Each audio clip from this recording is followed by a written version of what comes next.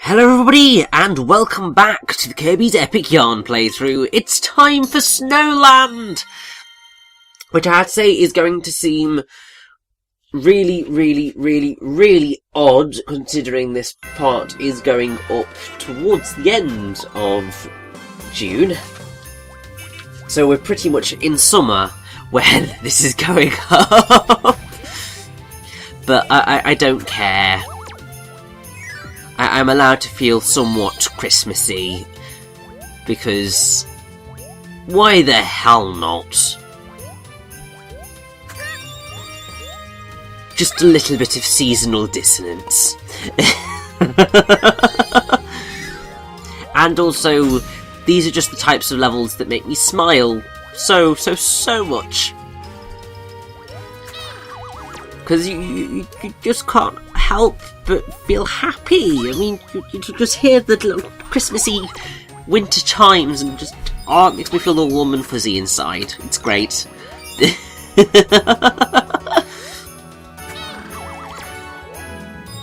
You can probably already tell by the fact that I'm laughing a lot. I'm just very happy right now.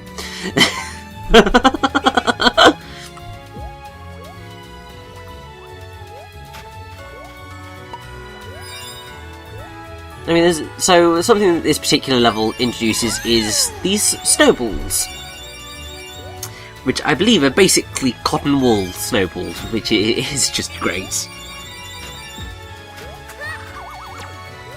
And you'll be using, running on top of them throughout the levels to try and get some of the collectibles, and while it can be slightly frustrating because it's very easy to get caught up in them and then be flung off at an edge, it's not too horrendous in the grand scheme of things.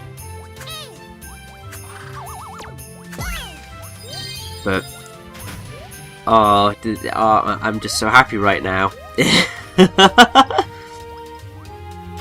So to give me a little extra, look at it, so cute! And also whenever Kirby turns on icy surfaces, which is what this is, he does that little pirouette-y spin thing, and like he's skating and just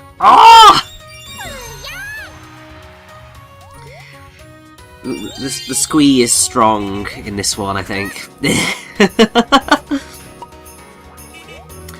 So, whilst we are just making our way through this wonderful winterland,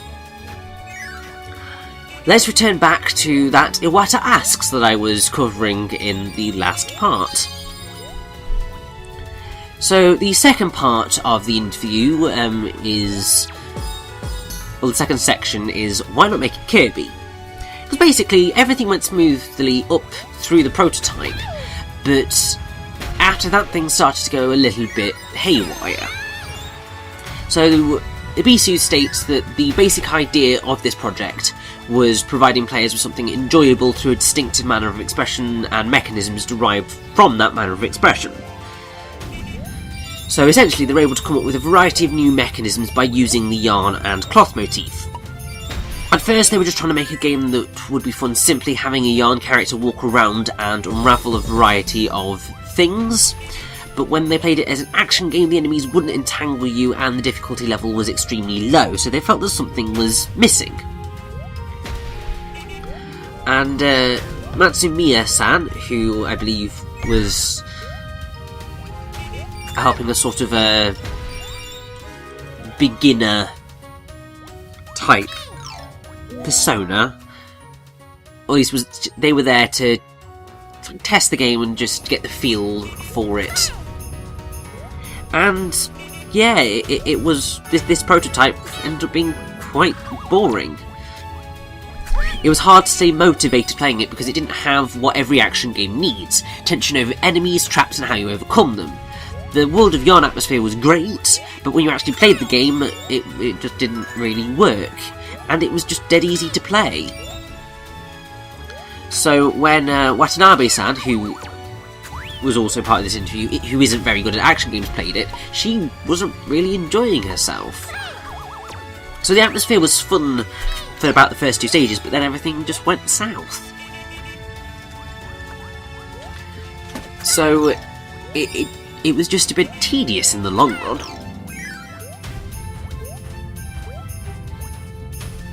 So it wouldn't please people, it wouldn't please video game lovers, and it wouldn't please people who just dabbled in a bit of gaming every now and again.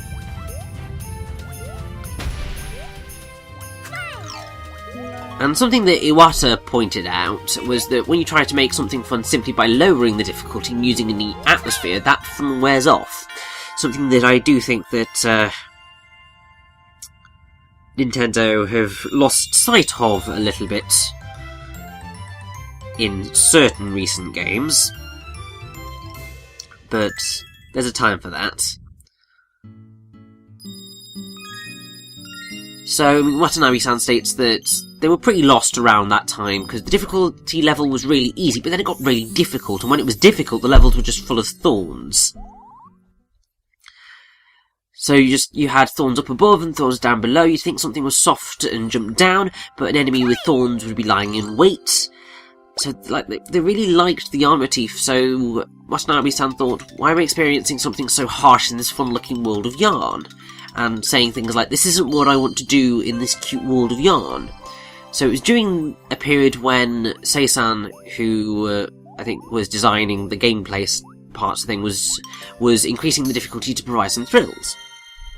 So they just couldn't get a good picture of the game as a whole. They were making a whole bunch of mechanisms, and kept thinking of ideas, but time kept marching on, and then, while they were lost in that condition, Nintendo actually said, why not make it a Kirby game? And that was around the summer of 2009. So, actually, it was only about a year or so before the game was intended for release.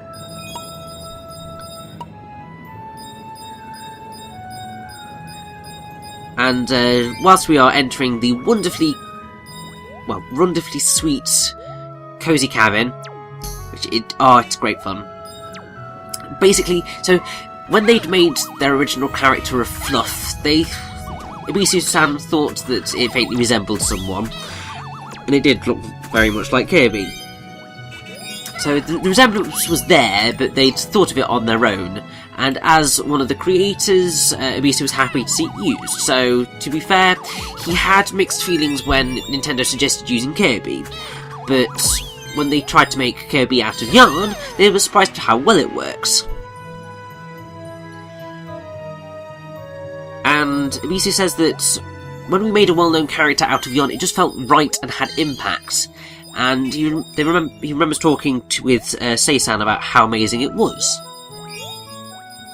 And Sei-san states that they felt the game had a new appeal by making an already existing character like Kirby out of yarn. He was the perfect match for the project, and he just looked so bloody cute. Kono, who designed Fluff, wanted to make it out of a single piece of yarn, and wanted to make use of the texture of yarn to create a soft, warm, cute character. So it needed to be simple, so it started with a round shape, and it needed legs, so legs were added, and then cute eyes, and then basically looked like Kirby.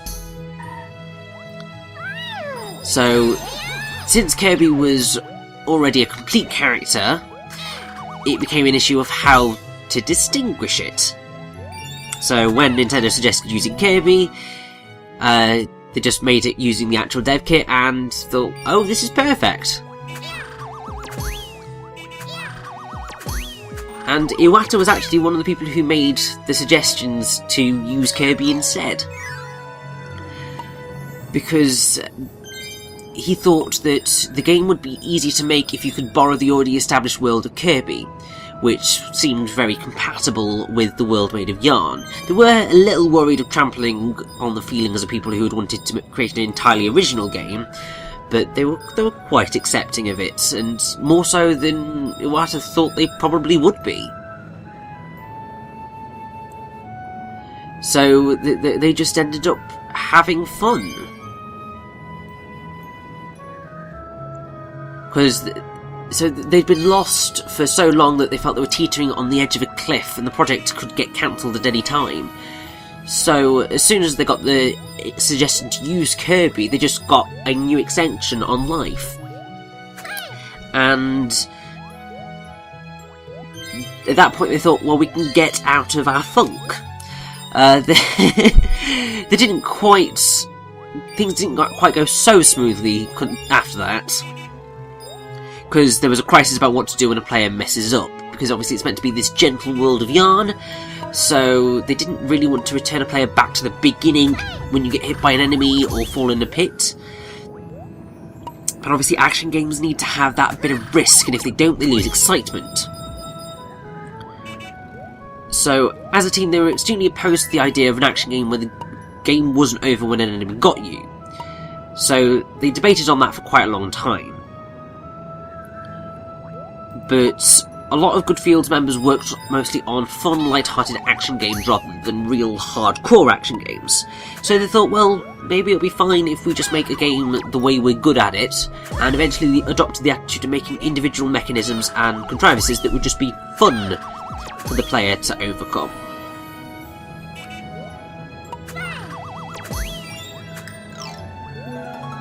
So, what Matsumiya says is that as a gamer myself, I can of course understand the worries of an action game without game overs being unchallenging, being no fun. So that's why they included gathering beads in addition to just reaching the goal. So when you collect beads, good things can happen, like exchanging them for various items or playing hidden levels. And also, if you touch an enemy, then you drop the beads and they scatter to the ground. But you can obviously pick them up afterwards, so it becomes an issue of, do you want the humiliation of bumping into an enemy? So it adds that little bit of challenge or tension to the game, which is very necessary. So what ends up happening is that Kirby's Epic Yarn is relatively easy towards the beginning, but in the latter half the game starts to push back a bit and give you a bit of a run for your money in terms of trying to avoid getting hit by enemies.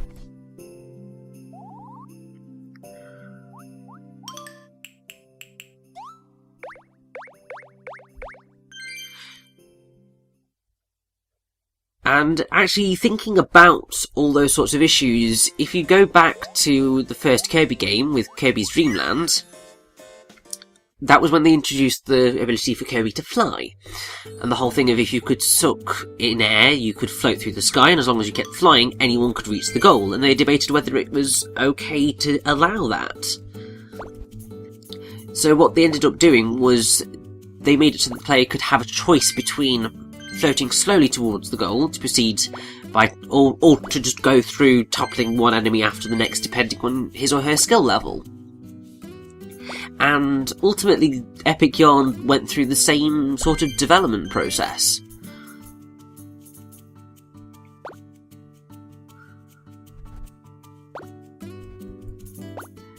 So, after 2010 started, they, once a week, they'd have Matsumiya-san, who is a much more pro gamer than I think I gave them credit for, and Watanabe-san, who is definitely the beginner. They came to visit at Goodfield and play what they'd made up to that point, and that was really important because the banter was quite funny. Because Matsumiya-san is a player of consummate skill, while Watanabe-san gets into trouble right off the bat. So, Watanabe-san's reactions are probably quite dramatic. So as they watched those reactions, they could tell which parts were fun. So, whenever they played a new level, it was just like opening up a present, and it just a nice process.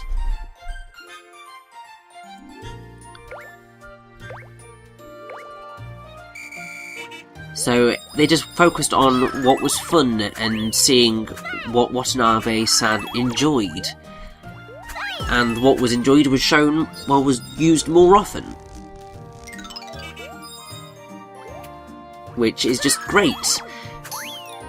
And we have another tenant here, because we got enough to sort out the flat. So this is Buster, and essentially all of his missions are beat up all the enemies in a given level in the set time limit. It's not too horrendously difficult. but it is easily possible to be just like, where are all the enemies? But it's all fine.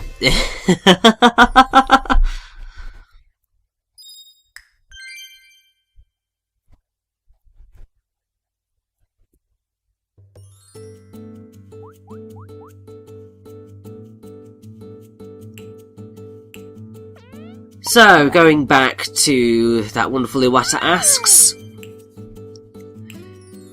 we have a bit from Kono saying that putting myself in the shoes of the game's players, something I'd wanted to do ever since the original proposal, was make sure that there was no discrepancy between the way it looks and the actual contents of the game. And Kono thinks that they made a game that, when actually played, doesn't betray the fun expectations raised by its external appearance. There were lots of twists and turns during development, but in the end they realised a game that can be enjoyed by everyone, from small children to skilled gamers like Matsumiya-san. And what Sei-san says is that they hoped that Kirby's Epic Yarn gave players a pure feeling of enjoyment that video games can bring. They made a new game in the series and hopes that mums and dads who had played the original Kirby game would enjoy it too, and also that it's a game that parents don't need to worry about giving to their children, so hopefully boys and girls, both young and old, would play it. And I think they did? I can't remember how well Epic Yarn did in terms of sales, but I think it did.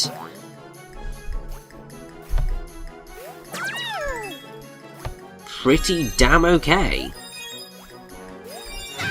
Because, I mean, it received generally very positive reviews, with lots of comments on its wonderful graphics, beating out notable contenders like Crisis 2 and Killzone 3 and Gears of War 3. Because, I mean, just look at it, it's adorable, it's perfect. It also won loads of other awards, especially pre-release. And it was just described as like the cutest and most charming game ever. And while the escapist editor Steve Butts was largely uninterested in Epic Yarn in the face of bigger titles such as Skyward Sword, Donkey Kong Country Returns and Metroid Other M, he stated that after playing it he felt that it was the strongest title amongst Nintendo's E3 lineup of that year, citing the visual style and gameplay, but noted that it did feel somewhat easy. So, in the end, the critical reception at post-release was very positive. I believe it holds an 88.67% review on compilation site Game Rankings, so it was the 21st best reviewed Wii game. Got a 9.0 from IGN and an Editor's Choice Award. Got 8.4 from Game Trailers, 9 out of 10 from Games Radar, and all sorts. And then went on to win numerous awards as well. It won GameSpy's 2010 Platforming Game of the Year Award, Giant Bomb's 2010 Best Looking Game Award. It was the runner-up for Nintendo World Report's 2010 Wii Game of the Year Award. At the 2011 Game Developers Choice Awards, it was nominated for the Innovation Award. At the 14th Annual Interactive Achievement Awards, Epic Yarn was nominated for Family Game of the Year, Outstanding Achievement in Art Direction, and Outstanding Achievement in Gameplay Engineering. And it ranked at number 95 in the top 100 modern games in 2011. And as of April 2011, Kirby's Epic Yarn had sold 1.59 million copies worldwide, so it did pretty damn well, and I'm pretty sure it's gone on to sell potentially more since then. But I don't think there's really many places where you can get such information. But if you can't find a copy of a Wii version of the game, it was re-released digitally via the Wii U eShop in Europe and Australia on May 21st, 2015. So if you wanted to get in on that Epic Yarn action and you have a Wii U, you definitely can do, and I would recommend it because it's so adorable.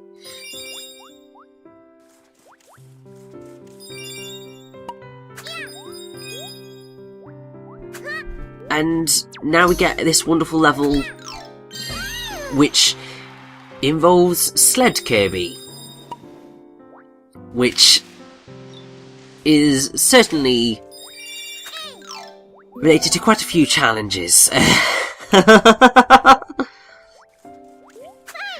Because it's all about timing and momentum.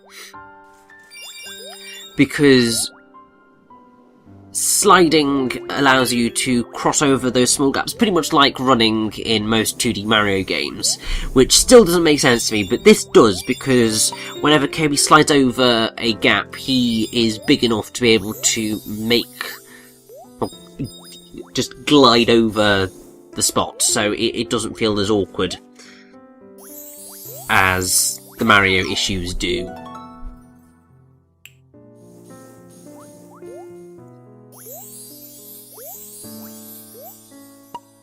And yeah, this is just a really lovely, relaxing level.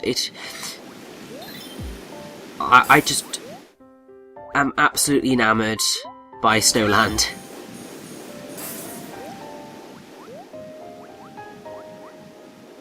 It just feels so warm and cosy, and I just love it. I can't help it. There's just something about this game that really does just make me feel all warm and fuzzy inside. And not that many games manage to achieve this level of turning me into a blithering child. Because that's essentially what I am feeling like right now throughout this commentary, actually. Is that just the playing and trying to commentate, and I'm just like, it just all makes me feel so happy and warm and gooey inside, and just, oh. And I mean, I suppose that is a wonderful thing, because so many games these days are all about their big, serious, emotional journeys, or their big, bombastic explosions. And while there is certainly a place for those, and I certainly enjoy them all, there should also be a place for these just really, truly lovely little games.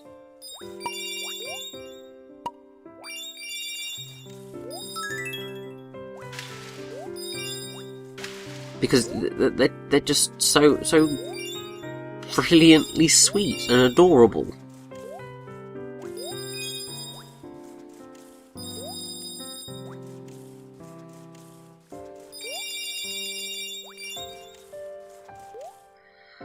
And that is the end of that. We are just beasting it through Snowland.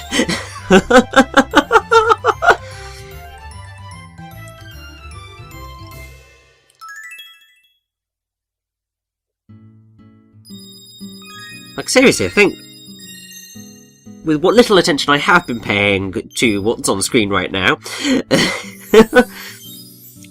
I think we are pretty much near the boss.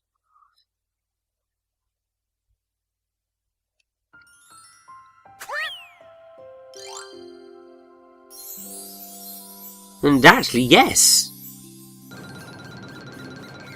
We're going to take on the boss right now. So we have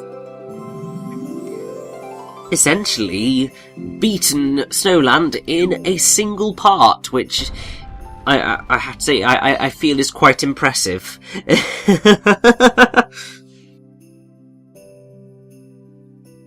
Obviously, we will have to be doing a whole load of bonus missions afterwards of the two that are there, but it's time to fight King Dedede!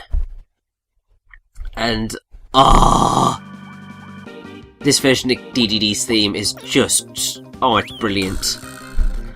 I mean, I've always been a fan of King Dedede's theme. It's great. But this is a pretty wonderful iteration of it. And this is quite a fun boss.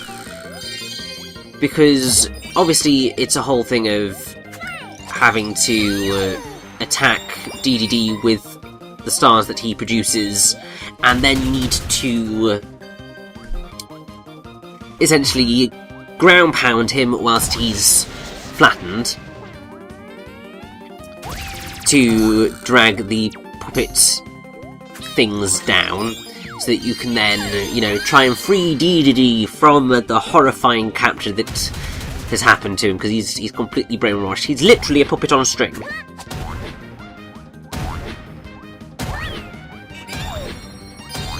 And it's just great.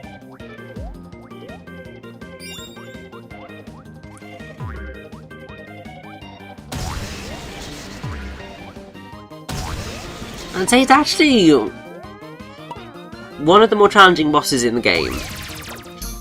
I mean, obviously, because why would it not be challenging? It's King Dedede. We've only got 2 more bosses after this, so Dedede is essentially one of the final bosses of the game. Not the final boss, obviously, and certainly not the penultimate boss.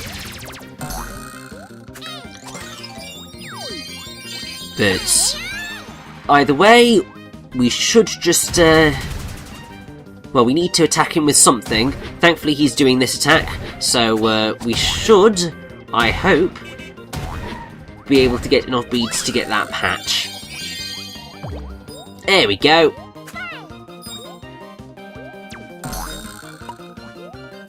Although, I was a little bit too slow in my attack, so we're going to have to go another round with Dedede.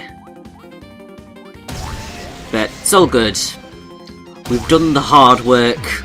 Now it's just time to land the killing blow.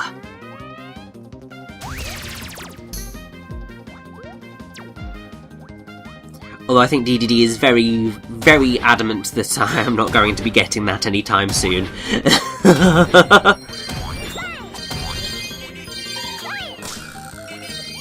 It's like, Dedede, stop it! Just let me land the blow now, please. Thank you. There we go. You're free, Dedede! You're free! And we've got another piece of the magic yarn! So, let's find out from Dedede what the hell is going on. Because I think he's got some splaining to do, don't you?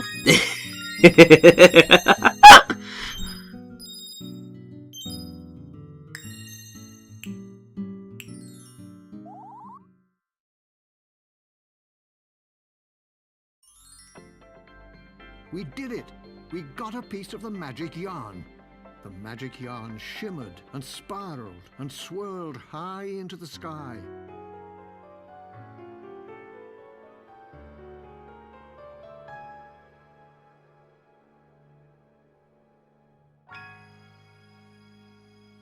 The yarn weaved its way into the fabric of the kingdom and stitched 2 pieces of patchland together. Meanwhile, in the sky above Dreamland. On the battleship Halberd, Meta Knight have noticed some odd changes in the landscape. Patches and stitching everywhere. What monster would do such a thing? Just then, a powerful laugh filled the sky around him. What? Who goes there? Yin Yarn crashed onto the deck and completely ambushed Meta Knight. Mind if I sock it to you?